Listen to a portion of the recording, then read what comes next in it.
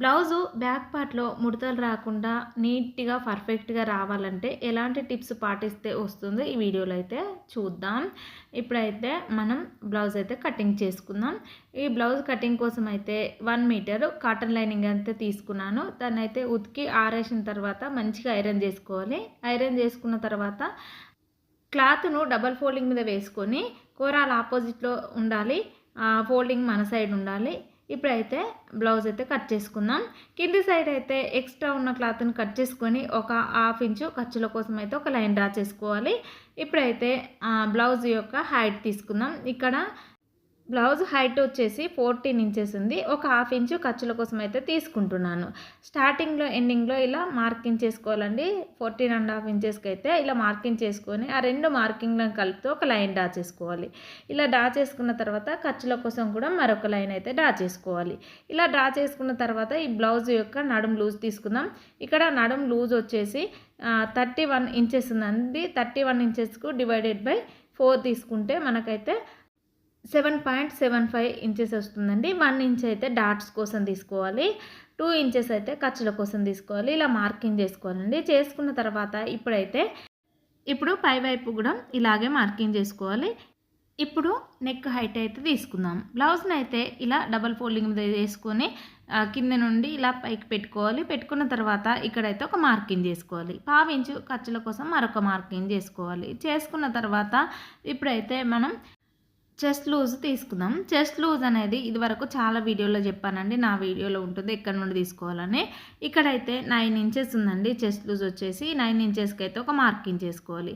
ఇలా మార్కింగ్ చేసుకున్న తర్వాత ఇప్పుడైతే ఈ మార్కింగ్లన్నీ కలుపుతూ ఒక లైన్ అయితే డ్రా చేసుకోవాలి.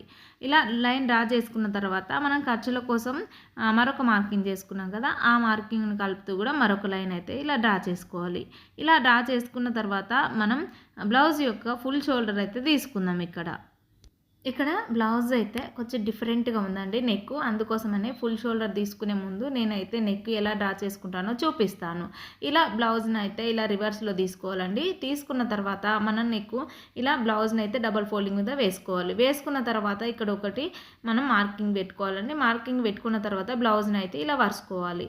షోల్డరు ఖర్చు ఉంది కదా, ఖర్చు వదులుకొని ఇలా పరుచుకున్న తర్వాత మనం మార్కింగ్ అయితే ఇలా చేసుకోవాలి. చేసుకున్న తర్వాత ఇక్కడైతే చిన్న షోల్డర్ కూడా బ్లౌజ్ నుండే తీసుకోవాలండి. ఇక్కడ ఒక పావించు ఖర్చుల కోసం వదులుకున్న తర్వాత ఇలా షోల్డర్ దగ్గర ఒక మార్కింగ్ చేసుకోవాలి. పావించు ఖర్చుల కోసం మరొక మార్కింగ్ చేసుకోవాలండి.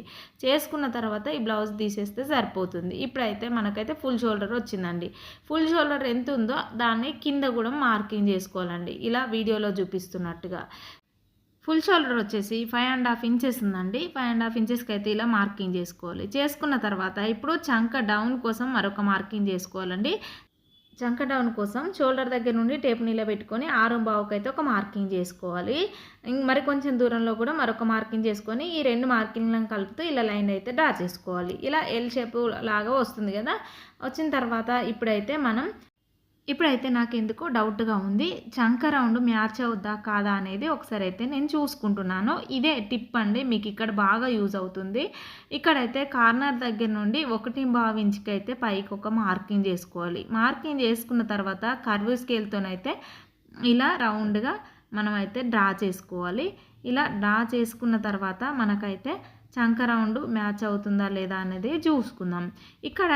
ఇక్కడ నేను కర్వ్ స్కేల్ పెట్టి లైన్ డ్రా చేస్తున్నాను కదా, మనకైతే కరెక్ట్గా రావాలంటే ఇక్కడ మనం టేప్ పెట్టుకోవాలండి. షోల్డర్ దగ్గర నుండి టేప్ పెట్టుకొని మిడిల్లోకి ఫోల్డింగ్ చేసుకొని ఒక మార్కింగ్ అయితే పెట్టుకోవాలి. మార్కింగ్ పెట్టుకొని ఇలా కర్వ్ స్కేల్తోనైతే రౌండ్గా డ్రా చేసుకోవాలి. డ్రా చేసిన తర్వాతనే మనం చంక రౌండ్ అయితే కొలుచుకుందాము. ఇక్కడ షోల్డర్ కింది నుండి నేను చంక రౌండ్ కోసం అయితే కొలుస్తున్నాను. ఇక్కడ చంక రౌండ్ వచ్చేసి 8½ ఇంచెస్ ఉందండి. ఇక్కడ షోల్డర్ ఖర్చు వదులుకున్న తర్వాత మనం కొలుసుకున్నప్పుడు అయితే నాకైతే చంక రౌండ్ మ్యాచ్ కాలేదండి, 8 ఉన్నది. అలాంటప్పుడైతే మనం ఇక్కడ కొంచెం మార్చుకుంటే సరిపోతుందండి. మనకైతే పైకా కిందికా ఒక లైన్ చేంజ్ చేసుకుంటే సరిపోతుంది. ఇక్కడ చంక డౌన్ కోసం మనం డ్రా చేసినప్పుడు 6.5 పెట్టుకున్నాం కదా, నేనైతే 6:30కి అయితే ఒక మార్కింగ్ చేసుకున్నానండి. అయితే కిందికి వచ్చింది కొంచెం లైను, కిందికి వచ్చి ఇట్లా నాకు ఇక్కడైతే చంక రౌండ్ అయితే మ్యాచ్ అయిందండి. ఒకవేళ చంక రౌండ్ మ్యాచ్ కానప్పుడైతే మనకైతే కంపల్సరీ ముడతలు వస్తాయండి బ్యాక్ సైడ్ అయితే. అలాంటప్పుడు మనం ఇలా ఒకసారి ట్రై చేసి చూడాలి. ఒకటి కాదు 2 సార్లు అయినా మనం రబ్ చేసుకుంటూ మనం మళ్ళీ లైన్స్ డ్రా చేసుకుంటూ చేసామనుకోండి, అప్పుడైతే ముడతలు రాకుండా ఉంటాయి. బ్లౌజ్ కూడా పర్ఫెక్ట్గా వస్తుందండి. ఒకసారి ఇలా ట్రై చేసి చూడండి. ఇలా నేనైతే ఈ వీడియోలో అయితే ఈ డౌట్ అయితే క్లియర్ చేసినాను అనుకుంటున్నాను. నడుం దగ్గర డాట్ ఎలా వేసుకోవాలో చూద్దాం.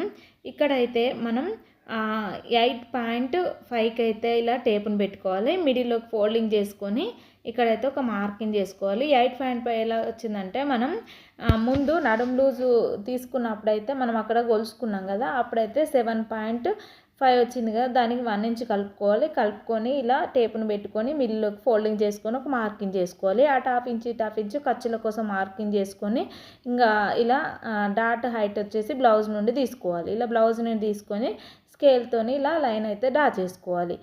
ఇలా అటు సైడ్ ఇటు సైడ్ కూడా లైన్ డ్రా చేసుకున్న తర్వాత ఒకసారి పైన స్కేల్తో రఫించుకుంటే కింది సైడ్ కూడా పడుతుంది, అటు సైడ్ కూడా డాట్ ఇలా వేసుకుంటే సరిపోతుంది. ఇలా బ్లౌజ్ అయితే డ్రా చేయడం కంప్లీట్ అయింది కదా, ఇప్పుడైతే కట్ చేసుకుంటే సరిపోతుందండి. ఇలా బ్లౌజ్ కట్ చేసుకున్నాం అనుకోండి, మనకైతే పర్ఫెక్ట్గా వస్తుంది, ఎలాంటి ముడతలు ఉండవు బ్లౌజ్లో. ఒకసారి ట్రై చేసి చూడండి. ఇంతటితో ఈ వీడియో కంప్లీట్ అయింది. వీడియో చూస్తూ వెళ్ళిపోకుండా ఒక చిన్న లైక్ ఇచ్చి నా ఛానల్ని సబ్స్క్రైబ్ చేసుకోండి. నా ఛానల్ని సపోర్ట్ చేయండి. Bye friends.